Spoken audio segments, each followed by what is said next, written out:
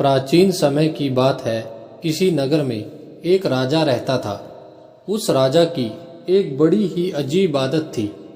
जब भी नगर में कोई साधु या सन्यासी आता था तो वह उसे बुलाकर पूछता था कि गृहस्थ बड़ा या सन्यासी।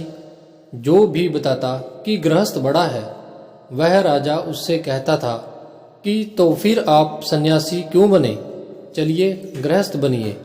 इस तरह वह उस सन्यासी को भी गृहस्थ बनने का आदेश देता था।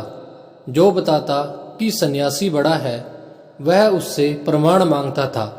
जो यदि वह प्रमाण ना दे सके तो वह उसे भी गृहस्थ बना देता था। इस तरह कई संत आए और उन्हें सन्यासी से गृहस्थ बनना पड़ा। इसी बीच एक दिन नगर में एक महात्मा का आगमन हुआ। उसे भी राजा ने बुलाया और अपना वही पुराना प्रश्न पूछा, गृहस्थ बड़ा या सन्यासी। महात्मा बोले, राजन, न तो गृहस्थ बड़ा है न ही सन्यासी। जो अपने धर्म का पालन करे वही बड़ा है।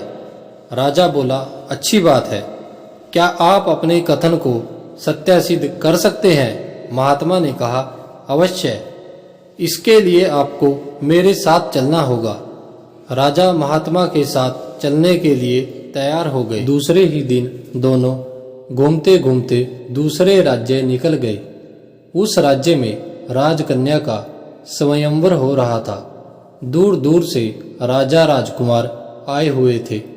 बड़े ही विशाल उत्सव का आयोजन किया हुआ था। राजा और महात्मा दोनों उस उत्सव में शामिल हो गए। स्वयंवर का शुभारंभ हुआ। राजकन्या राज दरबार में उपस्थित हुई।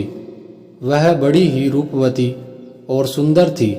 सभी राजा और राजकुमार हैरान होकर उसे देख रहे थे और मन ही मन उसे पाने की कामना कर रहे थे।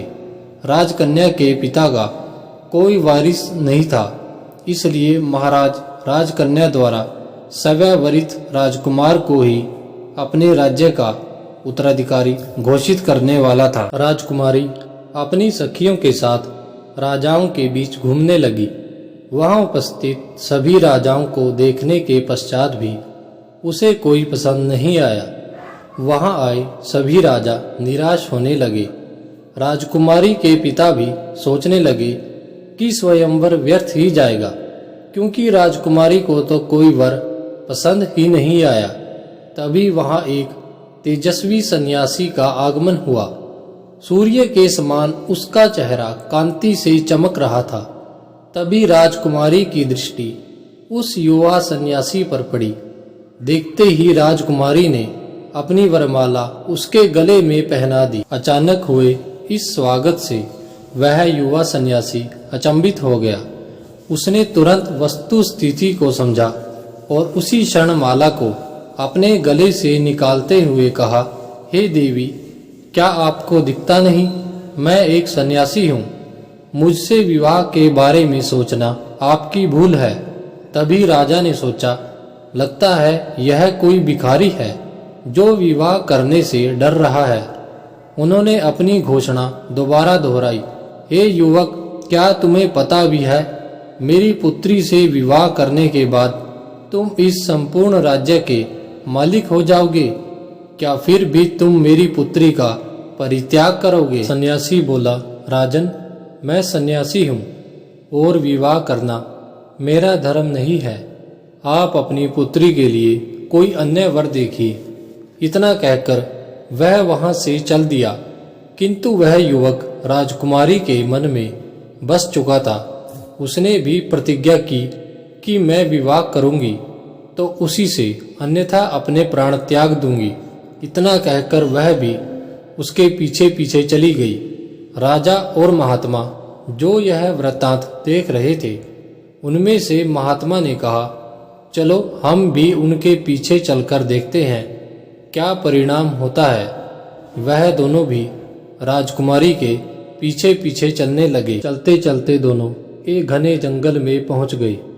तभी वह युवा सन्यासी कहीं अदृश्य हो गया और राजकुमारी अकेली रह गई। घने जंगल में किसी को न देख राजकुमारी व्याकुल हो उठी। तभी वह राजा और महात्मा उसके पास पहुंच गए और उन्होंने राजकुमारी को समझाया। यह दोनों उसे उसके पिता के पास छोड़ने के लिए ले जाने लगे। वे जंगल से बाहर निकले ही थे कि अंधेरा हो गया। सर्दी की काली अंधेरी रात थी। भटकते भटकते यह तीनों एक गांव में पहुंच गए। तीनों गांव के चौपाल पर जाकर बैठ गए। बहुत सारे लोग वहां से गुजरे, लेकिन किसी ने इन ठंड से ठिठुरते मुसाफिरों का हाल तक नहीं पूछा। अभी वहां से एक बैलगाड़ी वाला गुजरा। वह अपनी पत्नी और बच्चों के साथ खेत से घर जा रहा था। उसने देखा कि वह तीनों ठंड से ठिठुर रहे हैं। वह उनके पास गया और पूछताछ की तो महात्मा ने भटके हुए मुसाफिर बता दिया। किसान बोला, हे अतिथि देव, अगर आप चाहे तो आज रात मेरे घर ठहर सकते हैं। वह उनको घर ले गया, भोजन के लिए पूछा और भोजन करवाया।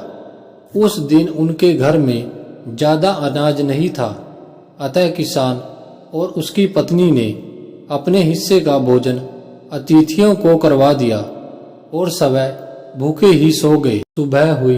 राजकन्या को उसके पिता के पास छोड़कर राजा और सन्यासी दोनों वापस अपने नगर को चल दिए। महात्मा ने राजा से कहा, देखा राजा, राजकन्या और राज्य को छोड़ने वाला वह सन्यासी अपनी जगह बड़ा है और हमारे अतिथि सत्कार के लिए सवै भूखा सोने वाला वह गृहस्थ किसान अपनी जगह बड़ा है।